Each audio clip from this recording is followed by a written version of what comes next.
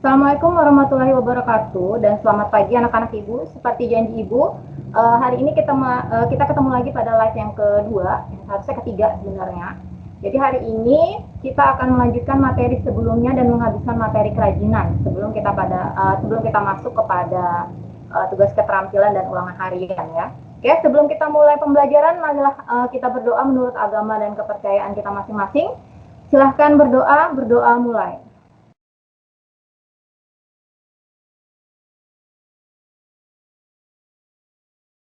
Berdoa selesai. Oke, sebelum masuk kepada materi, Ibu ingatkan kembali, setelah ini akan ada tugas yang Ibu bagikan pada Google Sheet. Begitu juga dengan kelasnya Ibu Mardiancis, itu tugasnya sama ya. Jadi nanti akan sama-sama diberikan materi dan tugasnya hari ini.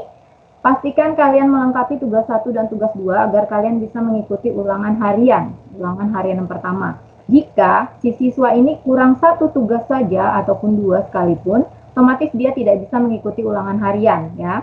Jadi nanti pada saat kalian ingin mengikuti ulangan harian, silakan lapor dulu ke guru mapelnya. Kalian boleh wapri atau telepon langsung menginfokan bahwa kalian telah menyelesaikan tugas. Setelah Ibu berikan nilainya, baru kalian nanti akan Ibu riset agar bisa mengikuti ulangan harian yang pertama ya. Jadi seperti itu.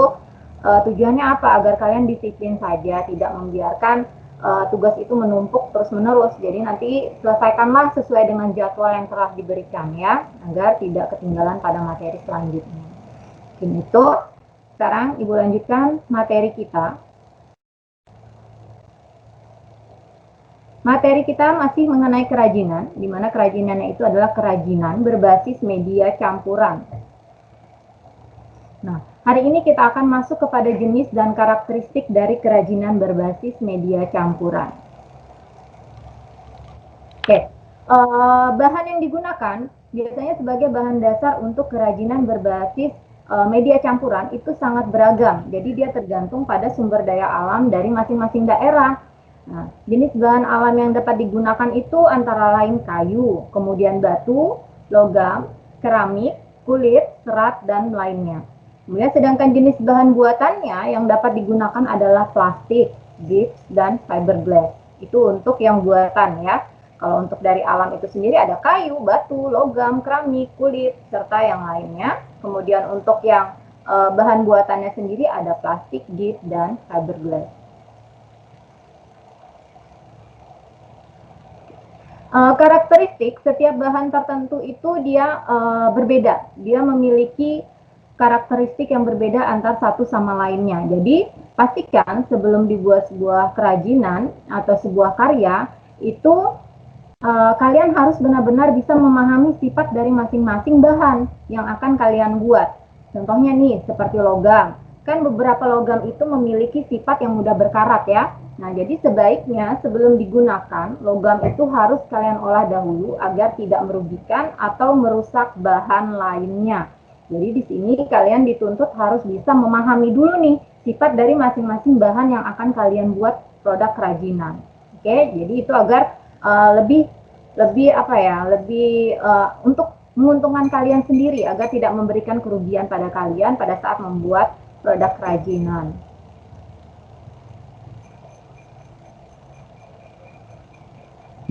Kemudian keramik yang terbuat dari tanah liat. Nah, itu juga memiliki sifat yang mudah sekali pecah. Tentunya jenis bahan ini harus dipadukan dengan sangat hati-hati ya. Jadi gunakanlah bahan yang tidak merusak wujudnya. Seperti apa? Kain, kemudian kertas, sehingga bentuk keramik itu akan tetap terjaga. Jadi dia tetap natural bahwa itu adalah keramik tadi ya. Jadi kita hanya memerlukan tambahan lainnya atau media campurannya itu berupa kain ataupun jenis kertas. Kita masuk kepada beberapa bahan dasar dan bahan panduan yang dapat dikatakan cocok. Jadi ini ada bahan-bahan dasar yang dikatakan cocok sebagai media bahan campuran. Yang pertama itu adalah batu. Oke, batu itu sendiri dia terdiri dari batu permata, kemudian ada batu mulia dan juga batu akik. Nah, batu permata di sini dia mempunyai nama nih. Jadi dari mulai huruf A sampai dengan huruf Z, Dia diklasifikasikan menurut kekerasannya yang dikenal dengan skala Mohs dari 1 sampai dengan 10.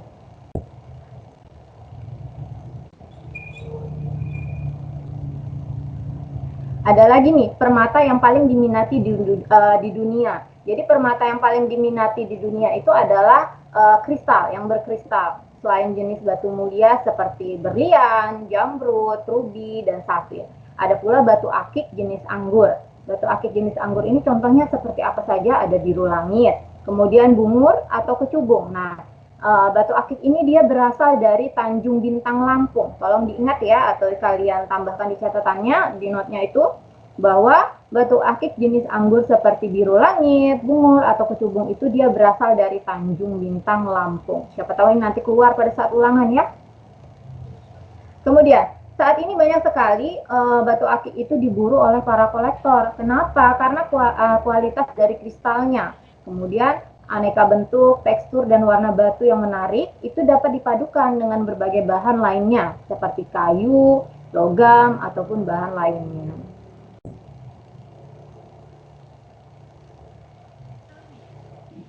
Nah, ini adalah contoh kombinasi atau dari media campurannya ya. Di sini ada gambar batu dengan kayu. Jadi produk hiasan batu ini dia dicampur dengan media lainnya yang berupa kayu. Ini contohnya. Kemudian yang kedua adalah batu dengan logam. Batu dengan logam. Ini contohnya. Jadi hiasan bros ya, jadi batunya sendiri, kemudian media campurannya adalah logam itu sendiri. Kemudian bahan yang kedua adalah logam, bahan yang cocok untuk dijadikan bahan campuran.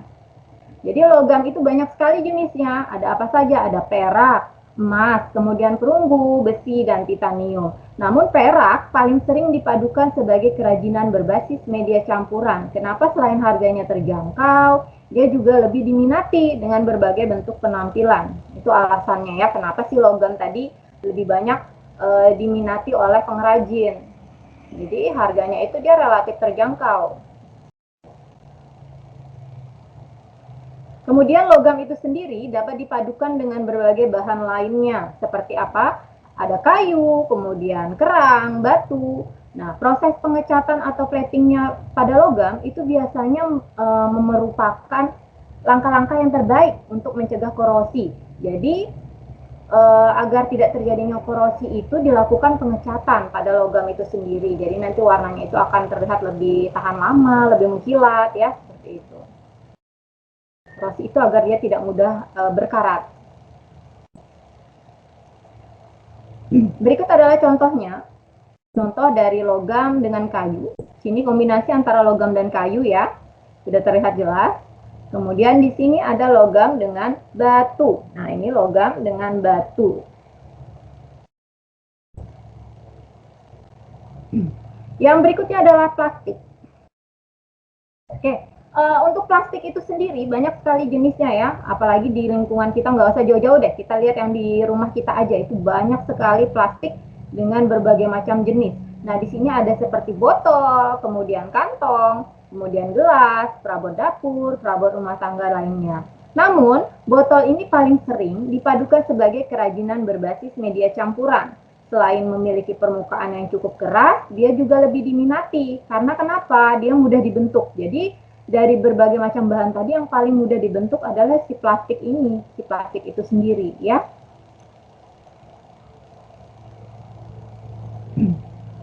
Oke, plastik itu sendiri memiliki sifat ada yang dapat didaur ulang dengan pemanasan kembali seperti plastik botol dan kantong, ada juga yang tidak dapat didaur ulang. Tidak dapat didaur ulang, contohnya seperti resin. Nah, plastik itu dia dipadukan dengan berbagai bahan lainnya, contohnya seperti logam dan kain. Itu bisa dipadukan untuk plastik ya. Berikut adalah contohnya. Kalau yang A, gambar yang A ini adalah plastik dicampur dengan logam. Jadi media campurannya adalah logam. Sedangkan yang B, plastik dengan kain pita. Nah, biasanya yang kalau yang seperti ini ya, plastik dari kemasan teh gelas, itu biasanya kan ujungnya atau pinggiran dari cup gelasnya itu dia digunting, kemudian dirakit. Rakitnya itu dia tidak menggunakan lem, tapi menggunakan kain pita seperti ini. Benar kalau di sekolah enak ya, ini kebetulan di UKS ada contohnya produk hasil dari karya kakak-kakak kelas kalian sebelumnya. Ada ibu simpan. Kemudian yang berikutnya adalah kayu. Nah, untuk kayu ini adalah bagian batang atau cabang, serta ranting tumbuhan yang mengeras karena mengalami yang namanya lignifikasi. Apa sih itu lignifikasi? Adalah pengayuan. Jadi kayu yang digunakan itu untuk berbagai keperluan nih. Ada yang mulai dari memasak, kemudian membuat perabot seperti meja dan kursi, kemudian diolah sebagai bahan bangunan, pintu, jendela, rangka atap, kemudian ada yang diolah menjadi bahan kertas, dan banyak lagi ya. Jadi itu fungsi dari kayu sebenarnya banyak sekali, tidak hanya untuk produk kerajinan saja. Oke, kayu juga dapat dimanfaatkan sebagai hiasan rumah tangga dan sebagainya. Nah, kayu juga banyak jenisnya. Jadi jenisnya tuh banyak sekali ya. Ada kayu jati, meranti, nangka, jati landa, kayu hitam, dan lainnya. Jadi sumber daya masing-masing daerah itu kita bisa sumber daya masing-masing daerah itu berbeda. Jadi antara daerah satu dengan yang lain itu berbeda. Jadi beberapa jenis kayu dipilih karena bersifat kedap air, isolator, dan mudah dibentuk. Isolator pasti tahu ya, karena itu juga ada materinya di IPA kan, isolator dan konduktor. Kemudian yang berikutnya, kayu itu dapat dipadukan dengan berbagai bahan lainnya seperti logam, kemudian kaca. Jadi untuk kayu itu sendiri, dia bisa dicampurkan dengan berbagai macam jenis bahan campuran lainnya. Karena paling mudah sekali ya untuk mencari bahan tambahan atau campuran pada kayu itu sendiri. Berikut adalah contohnya, kayu dengan logam. Ini dia contohnya kayu dengan logam. Kayu dengan kaca. Di sini menjadi akuarium nih. Ini yang lagi banyak digemarin ya, pecinta apa namanya itu, dia memelihara ikan cupang, macam-macam deh. Nah, itu biasanya ada tuh menggunakan akuarium yang seperti ini. Jadi bahannya itu kayu dengan kaca. Yang menjadi penopang adalah si kayunya itu sendiri. Tampilannya akan jauh lebih menarik kalau seperti ini. Harganya pun relatif lebih mahal. Relatif mahal yang seperti ini ya. Yang berikutnya adalah keramik. Oke, keramik itu dia berasal dari bahasa Yunani, yaitu keramos. Nah, apa sih itu keramos? Jadi keramos itu adalah benda pecah belah yang terbentuk dari tanah liat yang mengalami proses pembakaran. Ibu ulangi, jadi keramos itu adalah benda pecah belah yang terbentuk dari tanah liat yang mengalami proses pembakaran. Itu arti dari keramos ya. Sedangkan glasur itu adalah lapisan keras yang mengkilap pada lapisan keramik. Kalau glasur itu adalah lapisan keras yang berkilap pada lapisan keramik. Itu bedanya. Berikut adalah contoh dari produk kerajinan keramik. Nah, ini yang untuk yang A, ini adalah perpaduan antara keramik dengan kain. Keramik dengan kain ya. Jadi kainnya itu sendiri dia diolah untuk penyangga atau dia digunakan sebagai kalungnya. Sedangkan hiasannya itu terbuat dari keramik-keramik tadi. Yang berikutnya ada teko dan gelas seperti ini ya, itu dari keramik dengan rotan. Jadi pegangannya ini dia terbuat dari rotan. Jarang sebenarnya ya yang seperti ini ya, yang ada itu biasanya keramiknya langsung, keramik langsung. Keramiknya ketemu dengan keramik, kemudian keramik dengan kayu. Untuk yang rotan ini jarang sekali.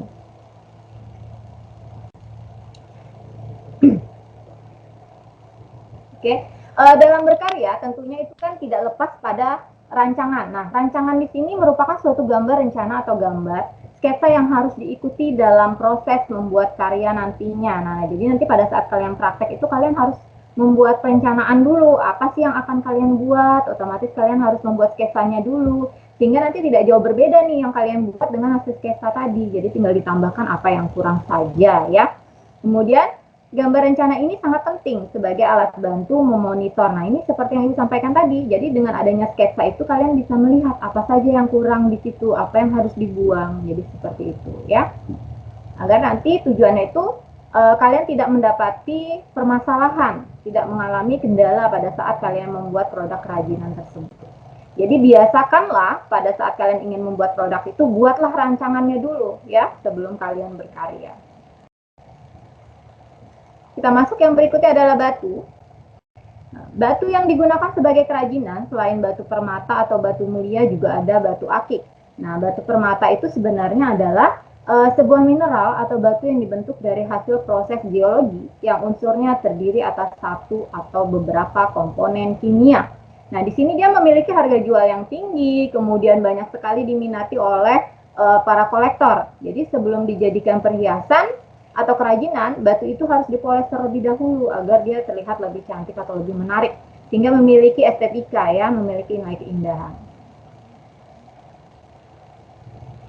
Nah, ini dia. Di Indonesia itu hanya beberapa tempat saja yang mengandung batu permata, antara lain di Provinsi Banten, kemudian di Banten itu dia dengan batu kalimayanya atau batu opal, sedangkan di Lampung itu batu jenis anggur dan jenis cempaka. Sedangkan di Pulau Kalimantan itu terkenal dengan kecubung.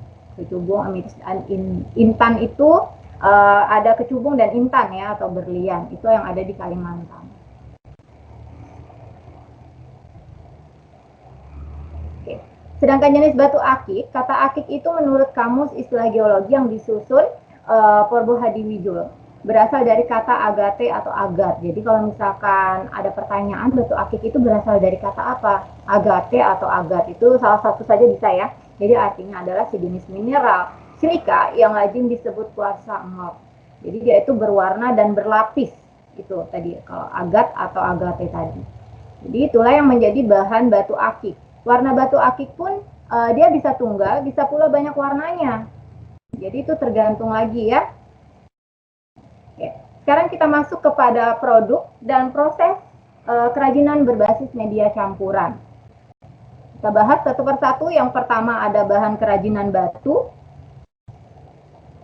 Nah, pada bahan kerajinan batu ini, bahan utama yang digunakan sudah pasti adalah batu ya. Jadi, batu itu dia harus mendominasi nih dari produk kerajinan lainnya, karena bahan utamanya tadi adalah batu.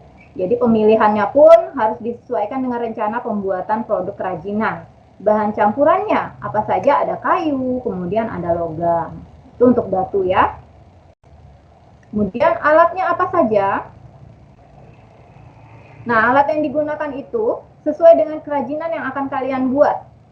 Misalkan tuh ada alat khusus yang kalian perlukan seperti alat pahat, kemudian gerinda, atau mesin pemotong batu. Jadi seperti itu alat-alatnya, ada pahat, gerinda, dan mesin pemotong batu. Kita masuk kepada contoh produknya. Nah, ini dia contoh dari produk kerajinan batu tadi. Masuk ke produk yang kedua adalah logam. Nah, jadi logam itu merupakan salah satu unsur yang sangat penting bagi kehidupan manusia. Jadi hampir semua benda itu yang dimiliki manusia pada saat ini memiliki unsur logam di dalamnya. Contohnya nih, misalkan smartphone mengandung berbagai unsur logam. Kemudian ada alat kedokteran, kemudian yang tidak jauh dari rumah ya, pisau rumah tangga, kemudian bagian kendaraan bermotor, kaleng minuman, dan benda-benda lain yang ada di lingkungan sekitar kita. Kemudian, logam itu adalah unsur yang jumlahnya paling banyak di bumi. Jadi jenis logam memiliki sifat dan kegunaan masing-masing. Sampai saat ini terdapat 65 logam yang terbentuk secara alami di bumi. Jadi ada 65 logam ya yang terbentuk secara alami di bumi, namun hanya sedikit nih yang bisa dimanfaatkan dengan cara yang benar. Jadi logam yang dimanfaatkan itu hanya mencapai 20 buah saja. Baik yang berdiri sendiri maupun sebagai bagian dari alloy atau campuran dari 2 buah logam atau lebih. Logam juga digunakan untuk pembuatan produk kerajinan. Nah, daerah penghasil kerajinan dari logam itu diantaranya adalah emas. Emas itu terdapat di Kalimantan Selatan, Jawa. Kemudian kerajinan perak itu adanya di Jogja, Sumatera Barat, dan Bali. Sedangkan jenis logam lainnya seperti titanium, tembaga, kemudian baja, dan sebagainya itu banyak tersebar di pulau di seluruh Indonesia. Nah, makanya dengan itu hendaknya kita selalu bersyukur. Kita harus pintar-pintar bersyukur, kemudian memanfaatkan apa yang ada di lingkungan sekitar kita untuk menghasilkan ya. Jadi kita membuat sesuatu itu bisa untuk kita pribadi, bisa juga untuk kita jual sehingga mendapatkan keuntungan. Walaupun tidak banyak tapi pasti memuaskan ya. Kemudian yang berikutnya, bahan alam logam itu banyak dibuat sebagai perhiasan atau aksesoris, berkembang pula sebagai benda hias dan fungsional lainnya, seperti gelas, teko, nampan, kemudian wadah serbaguna. Bahkan sampai piala pun sebagai simbol kejuaraan menggunakan bahan logam. Sekarang kita masuk kepada bahan kerajinan logam. Nah, bahan utamanya seperti yang Ibu sampaikan sebelumnya pada batu juga, jadi yang harus mendominasi adalah bahan utamanya itu sendiri. Contohnya pada logam, otomatis yang menjadi bahan utamanya adalah logam. Ya, jadi bahan campurannya itu bisa berupa kain, rotan, batu, kerang, atau bahan lainnya. Kemudian alat yang digunakan itu apa saja? Nah, alat yang digunakan itu pembuatan kerajinan logam itu dia membutuhkan alat-alat khusus yang dimulai dari alat penggiling logam menjadi plat, kemudian alat patri, tang lancip, penjepit, dan lainnya. Kemudian produknya, ini contoh dari produk kerajinan berbasis media campuran ya, antara logam tadi dengan ada yang kayu, kemudian ada yang batu. Sekarang kita masuk yang berikutnya, plastik. Ya, plastik merupakan material yang baru secara luas dikembangkan, ya, dan digunakan sejak abad ke-20 yang berkembang secara luar biasa penggunaannya dari hanya beberapa ratus ton pada tahun 1930-an menjadi 150 juta ton pada tahun 90-an. Dan 220 juta ton pada tahun 2005, apalagi pada sekarang ya, pada tahun sekarang itu. Plastik itu sendiri sudah menjadi bagian hidup, jadi sudah bisa kita katakan dia menjadi bagian hidup kita. Jadi berbagai macam penggunaan plastik, mulai dari untuk membungkus makanan, kemudian bahan kecantikan, alat rumah tangga, sampai alat dan perangkat elektronik. Jadi sifat plastik yang mudah dibuat, kemudian ringan, praktis, dan murah, menjadi salah satu pertimbangan nih penggunaan dari bahan plastik ini. Jadi kalau ditanya kenapa sih banyak orang yang menggunakan plastik, itu tadi karena dia lebih praktis, lebih ringan, kemudian mudah dibawa dan mudah dibuat. Jadi itu sebenarnya menjadi pertimbangan penggunaan plastik pada saat ini. Nah, kemudian ini sebagai generasi muda, apa sih yang harus kalian lakukan gitu? Apa sih yang harus kalian lakukan untuk menghindari atau mengurangi yang namanya sampah plastik tadi? Nah, ini tadi. Jadi di sini ayo rame-rame deh kita. Mari manfaatkan limbah plastik itu menjadi produk kerajinan. Hasilnya, selain dapat mengurangi dampak pencemaran lingkungan, juga dapat meningkatkan perekonomian. Nah, kreativitas kita ini sangat diperlukan nih untuk membuat produk kerajinan plastik berbasis media campuran agar dia terlihat lebih artistik dan menarik. Sebenarnya di sekolah ada ya contohnya, kerajinan dari limbah plastik, dia diolah menjadi EcoBrick. EcoBrick itu adalah botol kemasan, kita ambil contoh merek Aqua lah. Botol kemasan itu diisi dengan guntingan-guntingan plastik. Jadi plastik-plastik yang berwarna-warni itu silakan, tapi plastiknya itu harus yang lemes ya. Jadi teksturnya itu harus yang lemes, itu digunting kemudian dimasukkan ke dalam plastik, kemudian dipadatkan dengan bambu atau alat yang bisa kalian gunakan untuk mendorong plastik itu ke dalam si botol tadi. Jadi itu namanya EcoBrick. Nah, dari satu botol plastik itu dibuat beberapa banyak dengan jumlah tertentu, nanti dia bisa dirakit tuh menjadi meja, menjadi kursi. Sebenarnya ada ya, Ibu simpan di sekolah itu contoh dari EcoBrick, dari kakak kelas kalian yang sebelumnya itu sudah ada contoh kerajinan dari EcoBrick.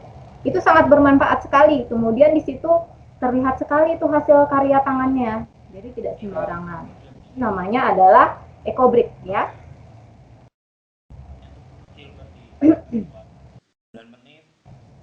Jadi plastik ini adalah contoh-contohnya. Nah, ini tadi piala tadi juga dia ada yang menggunakan plastik ya. Ini saja yang dapat Ibu sampaikan pada kesempatan kali ini. Ibu ingatkan kembali, mohon tugasnya untuk kelas 9A sampai K, itu tolong tugasnya dilengkapin karena setelah ini materi dan tugas kedua akan Ibu bagikan. Baik Ibu ataupun Ibu Mardiancis itu tugasnya sama, jadi nanti silahkan kalian kirimkan segera, karena nanti apabila kurang satu saja kalian tidak bisa mengikuti ulangan harian yang pertama. Jadi Ibu ingatkan kembali, tolong tugasnya dilengkapi sesuai dengan waktu yang telah ditentukan ya. Mungkin itu saja yang dapat Ibu sampaikan pada kesempatan kali ini. Kurang lebihnya Ibu mohon maaf. Ibu akhiri, wassalamualaikum warahmatullahi wabarakatuh.